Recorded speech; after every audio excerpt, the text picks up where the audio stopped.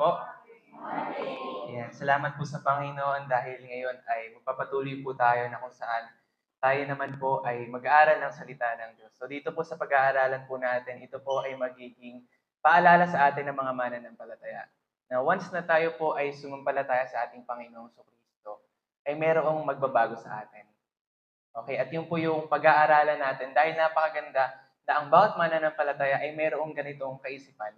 Dahil ito yung tutulong sa atin sa araw-araw na tayo ay namumuhay sa pananampalataya. And at the same time, ay alam natin sa sarili natin na ang bawat tunay na sumampalataya sa Panginoon ay merong inaasahan sa Kanya. Okay? So, bago po tayo magpatuloy, ay tayo po muna ay manalangin. Hinihiling ko po ang bawat isa na tumayo. Tumingi po tayo ng gabay sa ating Panginoon. Let's pray. Panginoon, dakila sa lahat, aming Diyos at aming Ama, salamat po sa araw na ito. Salamat, Panginoon, dahil kayo ang siyang Diyos na siyang magbibigay sa amin ng karunungan, ang siyang Diyos ng katotohanan. At kayo din, Panginoon, salamat dahil alam po namin na sa aming kalagitnaan, ikaw ang siyang manguna sa amin. Dalangin namin, Lord, na pawang katotohanan lamang sa iyong manggagaling sa iyong salita ang aming pong marinig at matutunan.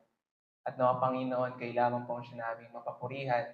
Maging pagpapala po ito sa aming spiritual na paglago, Panginoon, at kayo din patuloy na maging paraan ito na mas lalo ka naming makilala bilang aming Ama, bilang aming Panginoon, bilang aming tagapagligtas. Kayo nawa, Panginoon, ang siyang kumilos sa puso ng bawat isa at patuloy lamang po na kalooban mo ang siyang masunod. Ito po ang aming dalangin sa dakilang pangalan ng aming Panginoon, tagapagligtas na si Jesus. Amen. Yan, maaari na po tayong maupo. At ngayon po ay ang pag-aaralan po natin ay matatagpuan po sa Philippians chapter 3, verse 12 hanggang 21. Okay, at ito po ay may pinamagatang press toward the goal. Sa Tagalog, ang pagpapatuloy sa mithiin. Okay, so dito po ay pag-aaralan natin ano ba yung mithiin ng bawat mananampalataya. Bakit kailangan nating magsumikap? Bakit kailangan natin na laging isa-isip na ito yung ating tungkulin at naisin sa ating paglakad bilang mananampalataya. Okay? So, buksan po natin ang ating mga Biblia, Philippians chapter 3, verse 12 to 21. So, babasahin ko na lamang po at sundan niyo na lamang po sa inyong mga Biblia. Philippians chapter 3, verse 12 to 21. Ito po ang sinasabi. Verse 12, hindi sa ito'y aking nakamit na o ako'y sakdal na, kundi nagpapatuloy ako upang iyon ay aking maabot kung paanong ako ay inaabot din ni Kristo Jesus. Mga kapatid, hindi ko pa inaaring naabot ko na, ngunit isang bagay ang ginagawa ko, nililimot ko ang mga bagay na nasa likuran at tinutungo ang mga bagay na hinaharap. Nagpapatuloy ako tungo sa mithiin para sa gantimpala ng dakilang pagtawag ng Diyos kay Kristo Jesus. Verse 15, kaya nga, tayong nasa hustong gulang ay magkaroon ng parehong kaisipan. At kung iba ang inyong iniisip tungkol sa anumang bagay, ito rin ay ipapahayag sa inyo ng Diyos. Lamang panghawakan natin ang ating naabot na. Verse 17, mga kapatid, kayo'y magkaisang tumulad sa akin, at tandaan ninyo ang mga lumalakad na gayon ayon sa halimbawang nakikita ninyo sa amin. Sapagkat marami ang mga lumalakad na siyang madalas kong sabihin sa inyo, at ngayon sinasabi ko sa inyo na may pagluha na sila ang mga kaaway ng krus ni Kristo. Ang kanilang kahihinatnan ay kapahamakan, ang kanilang tiyan ang kanilang Diyos, at ang kanilang kahihiyan ang kanilang kapurihan, na nakatuon ang isip sa mga bagay na makalupa.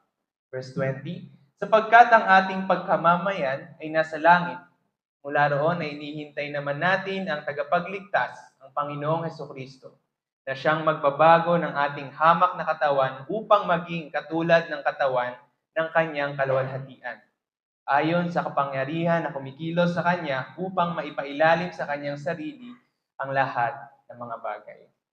Yan, salamat po sa Panginoon sa kanyang mga salita. So, balik po tayo sa ating title. So, nung last week po ay pinag-aralan po natin, kung natatandaan niyo po, na dito ay muli tayong pinaalalahanan na ang bawat makasalanan ay nagkaroon ng buhay na walang hanggan sa pamagitan lamang ng ating Panginoon Kristo. Dito pinaalalahanan tayo na sa pamamagitan ng pananampalataya ang isang tao ay naligtas. At dito pinaalalahanan tayo na ang kaligtasan ay sa pamamagitan lamang ng or sa paraan or sa biyaya ng ating Panginoon sa pamamagitan ng pananampalataya at tanging sa ating Panginoong Kristo lamang.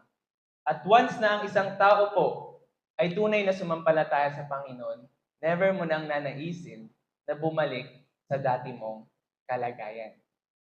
Okay? And yun po yung isa sa mga binigay na example ni Apostol Pablo sa chapter 3 na binasa po natin. Bago po tayo dumako sa verse 12, ay pinaalala ni Apostol Pablo yung dapat naisin ng isang mananampalataya. Kasi doon po sa church sa Philippians, ay merong mga tao na nagpapahayag na yung kanilang pagiging matuwid ay nakabatay pa rin sa kanilang mga ginagawa. And sinabi dito ni Pablo, kung magmamataasan tayo, meron akong ipagmamalaki. Kasi nagagawa ko lahat ng sinasabi sa kautusan, nagiging masunurin ako sa Diyos sa paraan na alam ko at iba pang bagay. Okay? Pero dito sinabi ni Apostol Pablo na ang lahat ng bagay na kaya kong ipagmalaki ay ngayon ay tinuturi kong basura lamang alang-alang para mas makilala ko pa ang aking Panginoong Kristo. So yun yung mithiin ni Apostol Pablo na itong mga bagay na ito na dati grabe pinangahawakan ko pero ngayon basura na lang yan. Kasi ang pinaka-goal ko ngayon sa buhay ay mas makilala pa ang aking Panginoong Kristo. At ngayong umaga, ito yung pinapaalala sa atin ng salita ng Diyos na ito yung naisin din natin bilang mga mananampalataya. At dito agad naungusap sa atin ang salita ng Diyos. Nagpapaalala, gaano mo nga ba kakilala ang Panginoong Kristo ngayon? Na ang bawat mananampalataya ay hindi lang basta mag-i-stay as a believer, kundi as a follower of Jesus Christ. Kaya nga po yung title natin is Press Toward the Goal. Meron tayong goal sa buhay. And yung goal po, or mithiin, di ba, ito yung isang bagay na inaasahan natin, or ito yung bagay na kung saan nagdidikta ng ating ginagawa. For example, sa mga estudyante, ang goal nila ay makapagtapos sa pag-aaral. Kaya ang ginagawa nila is nag-aaral sila ng mabuti. Sa mga nagtatrabaho, ang goal nila is masustentuhan yung kanilang pangangailangan sa araw-araw. Kaya sila ay nagtatrabaho. At sa iba pang bagay, kung mapapansin natin yung goal ng isang tao sa buhay, ay yun yung nagdidikta ng kanilang mga ginagawa. And isa pa, ito rin yung mag-i-speak ng iyong identity, ng iyong pagkakilanlan. Ang estudyante masasabi na ang isang bata or kabataan ay estudyante dahil nag-aaral siya. Ganon din sa mga nagtatrabaho, ganon din sa nanay, tatay, at sa anumang katayuan natin. Okay? Pero ang sinasabi ng Biblia is meron tayong highest identity, meron tayong highest priority, na kahit nasaan man tayo ngayon, nasa school ka man, nasa trabaho ka man, nasa bahay, o nasaan ka man, ito yung identity na hindi mawawala sa iyo dahil ito ay mismo ay binigay sa iyo ng ating Panginoon Kristo. Our highest identity, our highest priority is to be and to live as God's children. And ito ay mapapakita sa pamagitan ng pagnanais mo na mas lalo pang makilala ang ating Panginoong Kristo. Kaya nga sabi ko kanina, hindi tayo mananatili bilang isang believer ni Kristo. Kung ikaw ay mananampalataya, ang layunin mo is to be a follower of Jesus Christ. At yun yung gustong iparating sa atin ngayong umaga sa sulat po ni Apostol Pablo na nawa ito rin yung maging kaisipan nyo. Okay? Kasi totoo sa buhay na meron tayong mga ginagawa, mga inaasikaso, pero ito yung tungkulin natin, ito yung naisin natin na dapat makita ng Diyos sa atin sa araw-araw na ating ginagawa. That's why we are pressing toward the goal. Habang tayo po ay nandito sa lupa. Okay? So sa verse 12 hanggang 14, sabi po dito, hindi sa ito'y aking nakamit na o ako'y sakdal na, kundi nagpapatuloy ako upang iyon ay aking maabot. Kung paanong ako ay inabot din ni Kristo Jesus. Mga kapatid, hindi ko pa inaaring naabot ko na, ngunit isang bagay ang ginagawa ko, Nililimot ko ang mga bagay na nasa likuran at tinutungo ang mga bagay na hinaharap. Nagpapatuloy ako tungo sa mithiin para sa gantimpala ng dakilang pagtawag ng Diyos kay Kristo Jesus. So ano ba yung pinapatukuyan dito ni Apostol Pablo? Ano yung sinasabi niya dito na hindi pa niya nakakamit? Okay, ito po yung tinatawag natin na yung sa maturity na katulad ng ating Panginoon. Kung titingnan natin yung buhay ng ating Panginoong Kristo, siya ay naging masunurin hanggang kamatayan, maging ito man ay kamatayan sa krus. Okay, and kilala po natin si Apostol Pablo. Kung nag-aaral tayo ng salita ng Diyos, kung binabasa natin yung mga letters niya, mismong siya nagpapaliwanag kung ano yung mga pinagdaanan niya alang-alang sa pagsunod sa ating Panginoong Kristo. Alam natin yung mga dinanas niya, kung ilang beses siya nakulong, ilang beses siyang tangkaing, patayin, kung ilang beses siyang inusi, kung ilang beses siya binato. Alang-alang sa pagsunod sa ating Panginoong Kristo. And maaaring ang ilan sa atin ay talagang na-amaze, okay, sa testimony ni Apostol Pablo. Kung saan kahit na nakakulong siya, sabi niya dun, di ba? Sa Philippians chapter 4, rejoice in the Lord always. Again, I say rejoice. Ano man yung sitwasyon mo sa buhay, yung joy ay mananatili dahil yung joy mo ay nasa Panginoon Kristo. And hindi natin alam kung bakit nasabi ni Apostol Pablo na hindi niya pa naabot yun. Maaaring meron pa rin siyang mga struggle, syempre, bilang tao. Okay? Pero dito pinapakita yung isang mindset ng mananampalataya na dapat hindi mawala sa atin. Ano po iyon? Never tayong masatisfy sa current na kalagayan ng ating pananampalataya. Never kang masatisfy sa pananampalataya na meron ka ngayon. Meron kang spiritual gifts, kaya mong magturo, kaya mong mag-share, kaya mong mag-encourage. Nanalangin ka, nagbabasa ka ng salita ng Diyos, hindi titigil doon ang buhay ng mananampalataya. Hindi porket meron tayong kaloob ng banal na Espiritu ay mag-i-stay na tayo dito sa kalagayan nito. Kaya nga, we are pressing, nagpapatuloy tayo dahil mas gusto pa nating makilala ang Panginoon. Nung tayo ay niligtas ng ating Diyos, mula sa kapahamakan, patungo sa impyerno, yung pagkakaligtas sa atin ng Panginoon ay pangungusap niya rin sa atin. Okay? Now, once na sumampalataya ka sa Panginoong Kristo, hindi mag-i-stay doon. Kundi gusto mo pang makilala, sino ba yung Diyos na nagmahal sa akin kahit ako'y makasalanan? Sino ba yung Diyos na kaya kong patawarin kahit ano yung mga ginagawa ko sa buhay? Diba? Nandun yung ating pananabik. Kaya nga ang ating pagsampalataya sa Panginoon ay tinatawag na personal relationship. And walang relasyon kung walang pagnanais na mas makilala pa ang ating Panginoong Kristo. And yun yung nais natin. Nawa yung naisin natin sa araw-araw. Na everyday, gusto mo ulit maranasan yung love na naranasan mo nung una ka sumampalataya sa Panginoon. Gusto mo ma-feel everyday yung peace, yung presence ng Diyos na natanggap mo nung una kang sumampalataya sa Panginoon. Even if it means na nowadays, kung maninindigan ka sa pananampalataya, kung gagawa ka ng mabuti, kung ipapahayag mo si Kristo kapalit na ikaw ay pwedeng tumanggap ng rejection, ng kahihiyan, ng pang-alipusta ng tao, it doesn't matter. Kasi alam mo na katulad ni Apostol Pablo, ang pinakalayunin mo ngayon sa buhay, gusto ko pa na makilala ang ating Panginoong Kristo. Kaya nga ang tawag dito pagpupunyagi, yung parang nagsusumikap ka, kahit na yung mga tao na nasa paligid mo, yung mga nangyayari sa sitwasyon mo, magsusumikap ka pa rin kasi ito yung pinaka-layunin mo na gusto ko pa makilala ang aking tagapagligtas, ng aking Panginoong Kristo. Okay, and sabi po sa Romans 8, verse 29, sapagkat sa mulat-mula pa'y alam na ng Diyos kung sino ang magiging Kanya at mga ito'y pinili Niya upang maging katulad ng Kanyang anak. Sa gayon, siya ang naging panganay sa lahat ng sa lahat ng maraming magkakapatid. Diba alam po natin yung Romans 8:28.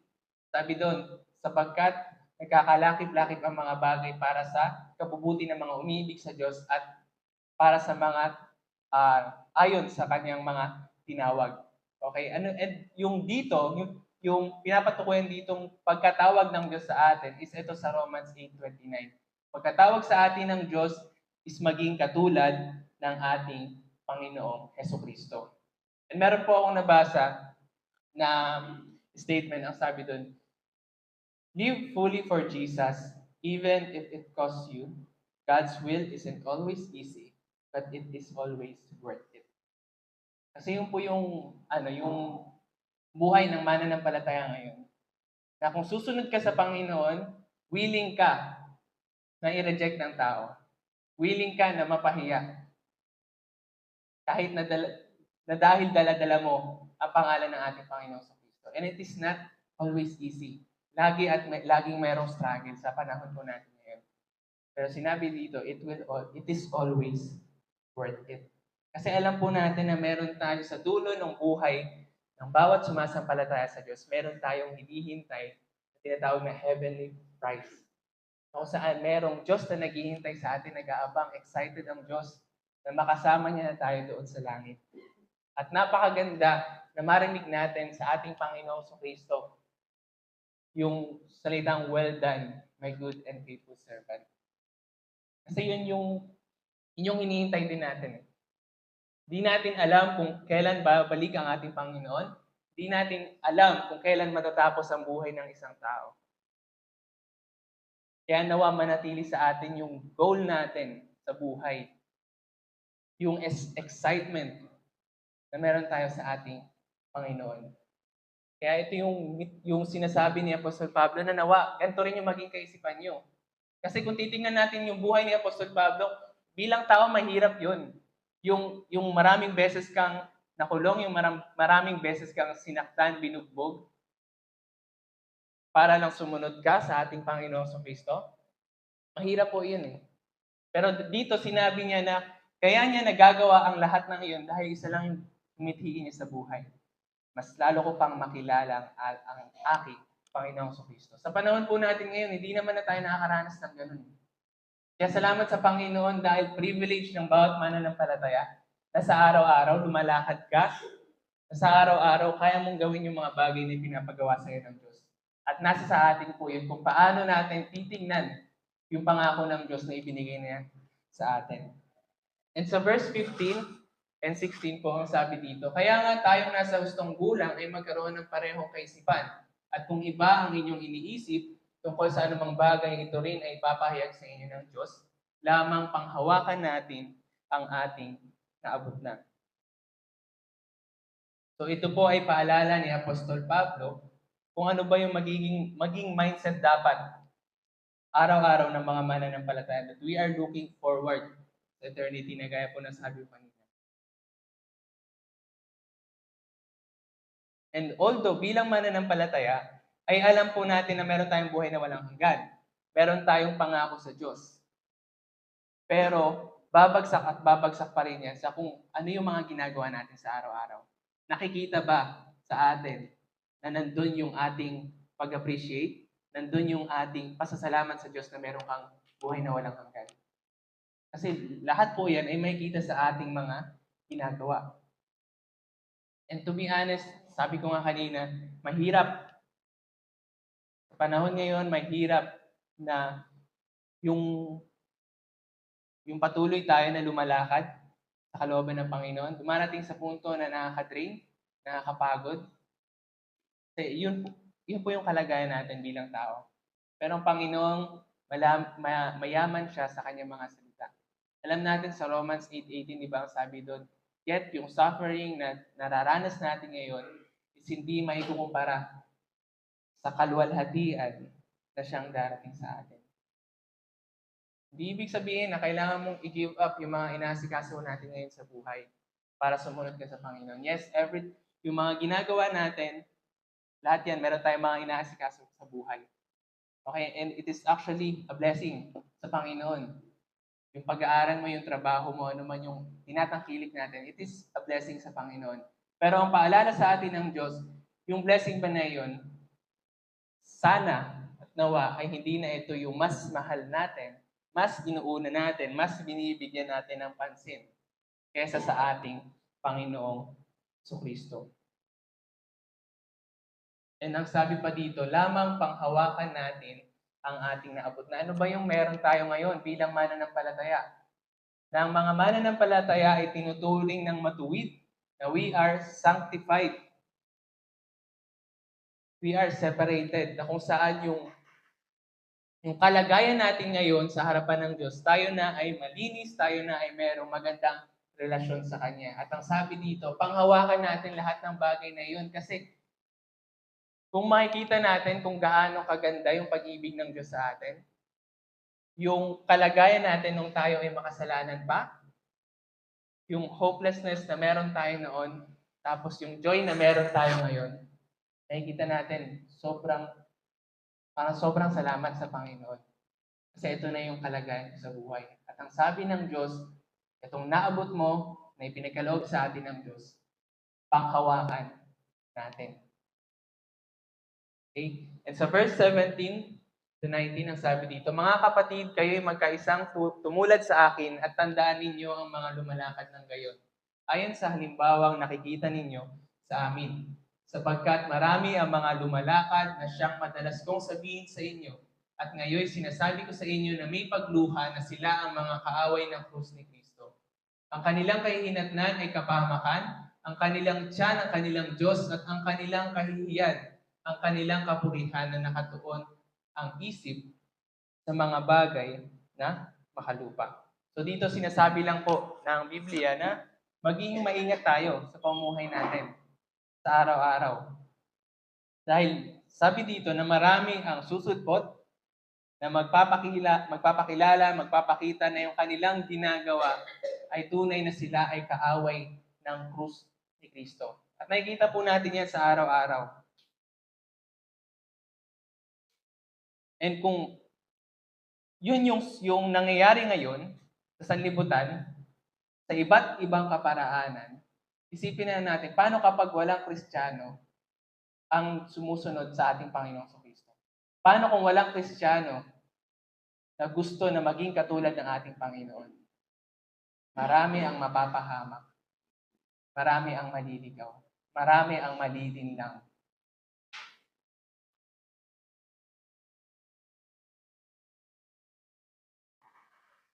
And alam niyo po, sobrang palad ng San Ildefonso Christian Church. Dahil salamat sa Panginoon dahil yung bawat isa sa atin or bawat age group na meron tayong mga youth, mga legions, mga kalalakihan, meron tayong kanya-kanyang ministry. Okay? And kung titingnan natin yung nasa likod, yung ating backdrop, kung sabi dito, Unashamed for Christ. Sa simula pa, yun na yung tema natin. Kasi ito yung goal ng church. Na huwag tayong mahiya at huwag nating ikahiya ang ating Panginoong Kristo. Okay? At napakaganda dahil yun yung pinangahawakan natin. Yun yung gusto nating makamit. At salamat sa Panginoon kung babalikan natin yung ilang taon na nananatili yung SICC. At kung ikukumpara natin ngayon, salamat sa Diyos dahil marami na sa atin or marami na sa ating mga mahal sa buhay, mga kakilala, mga kaibigan na narito ngayon. Dahil ikaw na isang Kristiyano, nagpatuloy ka na magpagamit sa ating Panginoon. Nagpatuloy ka na maging katulad ng ating Panginoong Kristo. So bakit po ito nasabi ni Apostol Pablo? Dahil po sa verse 17, yung panahon po nila is wala pa pong Bible. Okay, wala pang kompletong letters ni Apostol Pablo. So sa madaling salita, wala pa silang masyadong alam when it comes sa pamumuhay na to be Christ-like. Okay? Kaya ang sinabi dito ni Apostol Pablo, tumulad kayo sa akin. Tandaan ninyo ang mga lumalakad ng ngayon ayon sa halimbawa nakikita ninyo sa amin. Okay? And sa panahon po natin ngayon, is iba na. Kasi meron na tayong salita ng Diyos. Meron na tayong nagagamit sa araw-araw na kung saan yung salita ng Diyos sinasabi sa Biblia na yun ay nagagamit sa pagtuturo, pagsusuway at sa iba pang bagay. And it is a privilege sa ating mananampalataya. Kaya laging ini-encourage ang bawat mananampalataya na araw-araw magbasa tayo ng Biblia. Dahil dito natin mas nakikilala ang ating Panginoon at mas nalalaman natin kung ano ba yung kanyang kalooban. Okay? And sa verse 18 and 19 ay dito pinapakita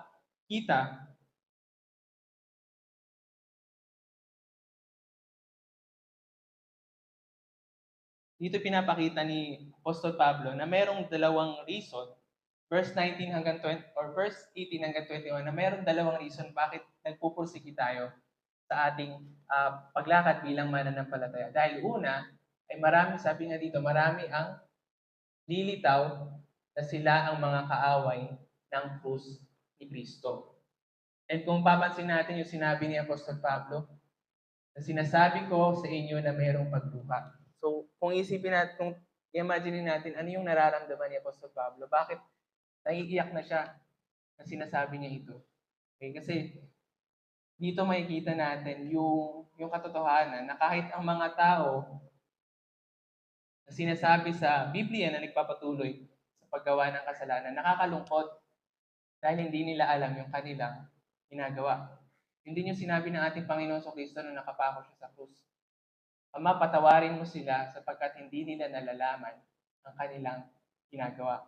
So yung damdamin ni Apostol Pablo dito, sobra siyang nalulungkot dahil hindi nila alam na meron palang kapahamakan sa kanilang ginagawa, na hindi nila alam na ang kanilang tinutuligsa, ang kanilang kinakaaway ay ang Diyos. At dito ay pinapaalalahanan tayo na kung ano naman yung tungkulin natin bilang mananampalataya. Diba, marami sinasabi sa Biblia sa 2 Corinthians or sa 2 Corinthians chapter 5, binanggit doon na tayo ay mga ambassador, tayo ay representative ni Kristo. Sa 2 Timothy, binanggit doon na tayo ay mga kawal ng Diyos. Sa Ephesians chapter 6, binanggit doon na meron tayong pakikipaglaban. Yung pakikipaglaban natin ay doon sa mga authorities, sa mga evil spirits, kaya nga tayo binigyan ng Diyos ng armor of God. Okay? And sa buhay ng isang mananampalataya ay hindi lang tayo nakikipaglaban para maging matibay tayo sa ating pananampalataya, kundi yung layunin din natin ay dapat hindi mawala. Okay? Ay hindi lang tayo nagpapatuloy para maging matibay tayo sa pananampalataya, para maging kalugod-lugod tayo sa Panginoon, kundi dapat hindi mawala sa atin yung layunin din ng bawat mananampalataya. Kaya nga po sa Biblia, isa lang yung binanggit na Great Commission. Go and make disciples. Kasi ang habol natin dito yung oras. Dahil yung sinasabi ditong mga kaaway ng krus ni Kristo, ay hindi lang sila nagagamit ng kaaway para mahina tayo sa pananampalataya, kundi sabi ko nga kanina, sila rin ay nanlilinlang at sila rin ay nalilinlang. At alam natin na sinasabi ng Biblia na yung mga tao na hindi sumasampalataya sa ating Panginoon ay merong kapamakang patutunguhan. Kaya lagi sa pag ine-encourage ang bawat mananampalataya, kasama dito lagi yung pagbabahagi ng mabuting balita, go and make disciples. Kasi hindi yun pwedeng mawala na kapag mananampalataya ka, okay na sa'yo, naligtas ka na. Wala na akong pake sa kung ano yung mangyayari sa ibang tao. Okay? And yun yung pagtawag sa atin ng Panginoon. Kung gusto mo pang mas makilala ang ating Panginoong Kristo, isa na rito ay patuloy natin na ipakilala si Kristo sa pamagitan ng buhay natin sa ibang mga tao. And sa panahon nila Apostol Pablo, marami yung sinasabi nila ng mga kaaway ng krus ni Kristo dahil marami doon na nagtuturo pa rin ng maling aral. Marami doon nagsabi na sila ay mananampalataya pero hindi nakikita sa kanilang mga gawa at iba pang bagay. At sa panahon natin ngayon, ganyan din. Mas marami pa ang nagiging kaaway ng krus ni Kristo. Mas marami pang nagre-reject sa pagiging Diyos ng ating Panginoon, sa religion, sa maging sa community. Okay? And nakakalungkot dahil yun yung nangyayari sa atin ngayon at yun yung sinasabi ng Biblia. Na sa huling araw, maraming mga tao ang magpapatuloy sa kanilang pagkakasala na mas pipiliin nila na sundin yung kanilang laman kaysa sundin ng Diyos. Okay? And tayo mga mananampalataya, tayo rin ay naapektuhan. Kaya sa ating pagsunod sa Panginoon, nawa hindi mawala sa atin yung pagsunod din sa Kanyang utos na ibahagi ang Kanyang mga salita. Then sa verse 20 and 21, ang sabi dito, sapagkat ang ating pagkamamayan ay nasa langit, mula roon ay hinihintay naman natin ang tagapagligtas ng Panginoong Kristo, na siyang magbabago ng ating hamak na katawan upang maging katulad ng katawan ng kanyang kaluwalhatian ayon sa kapangyarihan ng kumikilos sa kanya upang maipailalim sa kanyang sarili ang lahat ng mga bagay. So ito na yung conclusion ng mga sa buhay ng isang mananampalataya. Bakit pa ulit-ulit na nangungusap sa atin ang salita ng Diyos na mamuhay tayo ayon sa kalooban ng Diyos, pagsikapan natin na lumakad sa ating pananampalataya. Dahil ito po yung sagot. Dahil ang bawat mananampalataya, yung kanilang pagkamamamayan, yung kanilang citizenship, tayo na ay mamamayan ng langit. And kung iisipin natin kung gaano kaganda yung pangako sa atin ng Diyos, na alam natin yung pagstay natin dito sa lupa, hindi ito yung buhay talaga na meron tayo. Kaya nakakaya natin na gawin pa rin yung gusto ng Panginoon sa buhay natin dahil yung buhay natin ay hindi talaga dito. Yung buhay natin ay selyado na, iniingatan na ng Diyos, na kapag anytime na tayo ay bawian ng buhay o sa pagdating ng ating Panginoon, isa lang yung pupuntahan po natin doon sa kalangitan. At kung isipin po natin, napakaganda na darating yung araw na ipapahayag na ng Diyos yung kanyang mga anak. Na darating yung araw na lahat ng kanyang pangako sa atin, na alam natin hindi tayo karapat-dapat, all the undeserving things na ipinangako sa atin ng Diyos ay ipapahayag na sa atin. And that sabi doon, na may papailalim sa kanyang sarili ang lahat ng mga bagay. So, yun yung inaasahan po natin sa ating Panginoong Kristo, na habang tayo ay nagpapatuloy sa ating buhay, ang tingin na natin hindi na dito sa lupa. Ang tingin na natin hindi na yung sa mga inaasikaso natin.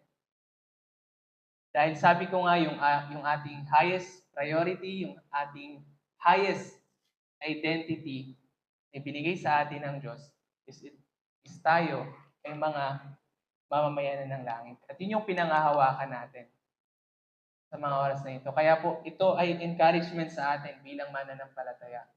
Na pagsumikapan natin yung goal natin sa buhay. Ano ba talaga yung goal natin sa buhay? Ano ba talaga yung mas pinaglalaanan natin ng oras? Kasi although yung mga bagay na inaasikaso natin sa mundo, actually, pwede rin yung gamitin ng Panginoon para mapapurihan natin siya. Dahil ang Diyos ay alam niya na ibinigay niya yan sa'yo to be a faithful servant. And what it means to be a faithful servant is that gamitin pa rin natin to para sa Kanya ang kaluwalhatian. Kaya magiging tanong sa atin ngayon, meron pa bang mag-aalis ng paningin natin sa mga bagay na inaasahan natin sa Panginoon? May pinagdadaanan ka, busy ka, or naman inasikaso natin sa buhay. It is a reminder sa atin ng mga mananampalataya na dapat ba yung mga bagay na yan ay alisin yung ating pagtingin, pinanghahawakan natin sa ating Panginoon. Habang nagpapatuloy tayo sa pagkatawag sa atin ng Panginoon, let us press toward the goal. Dahil yung pinakamitiin na isang mananampalataya is to know Christ or the infinite value of knowing Christ. And as we are looking forward sa pangako ng Diyos, ano yung mga, again, a question, ano yung mga dapat mo pang gawin? O ano pa yung mga kailangan mong gawin? Or ano pa ang gagawin mo sa mga natitirang panahon na meron tayo. Dahil we know that every day is one step closer. Every day, maraming nangyayari. Every day, maraming kaluluwa ang napapahamak. And ito yung paalala sa atin, ano yung mga gagawin mo? Ano ang gagawin mo sa mga natitirang panahon na meron ka dito sa lupa bilang Kristiyano? And dito po ako magtatapos sa sulat po ni Apostol Pablo, 2 Timothy chapter 4 verse 6 to 8. Napakaganda. Kasi ito yung magiging encouragement sa atin. Na sa dulo ng ating buhay, confident tayo na sasabihin natin na ito yung testimony natin. Sabi dito, "For I am already being poured out like a drink offering, and the time for my departure is near. I have fought the good fight, I have finished the race, and I have kept the faith. Now there is in store for me the crown of righteousness, which the Lord, the righteous judge, will award to me on that day, and not only to me, but also to all who have longed for His appearing." Kaya salamat sa Panginoon sa kanyang mga salitaan. Tayo po ay manalangin. Let's pray. Panginoon, dakila sa lahat, aming Diyos at aming Ama, salamat po sa araw nito, Panginoon. Salamat dahil malaya kami na makinig ng iyong salita.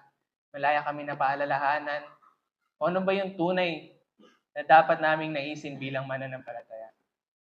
As we fight every day, as we stand up sa faith po na meron kami, dalangin namin, Panginoon, na tulungan niyo kami na yung kondisyon ng aming puso sa araw-araw ay patuloy kang kilalanin, patuloy na mahagi ang iyong mga salita, ang iyong pangalan sa buhay ng ibang tao, Panginoon.